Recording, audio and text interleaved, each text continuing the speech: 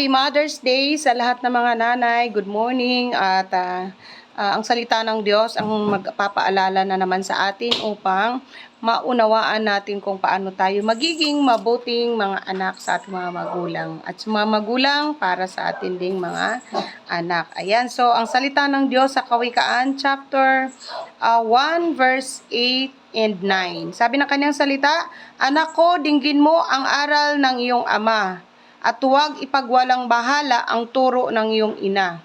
Pagkat ang mga yaoy putong mong ubod ganda, kwintas ng karangalan, sakdal dikit at walang kapara." Amen. So,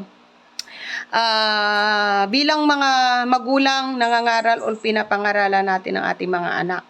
At bilang mga anak ay nandoon na dapat makinig sa mga itinuturo sa mga pangaral ng mga magulang upang, sabi niya, putong mong ubod ganda. So, talagang napakaganda ang o napakabuti ng mga tao o ng mga anak na nakikinig sa mga payo ng mga magulang. Ayan, kaya naman, kung ating pakikinggan, unawain ang salita ng Diyos na nagpapaalala na naman sa atin, tayo'y patuloy na magbibigay ng buhay o makaranas ng buhay na matagumpay. So pagpalain ang salita ng Diyos at ikaw at ako ay patuloy na maunawaan ang mga pangangaral na mula sa salita ng Diyos para sa atin bilang mga anak at para sa mga magulang. Let us pray.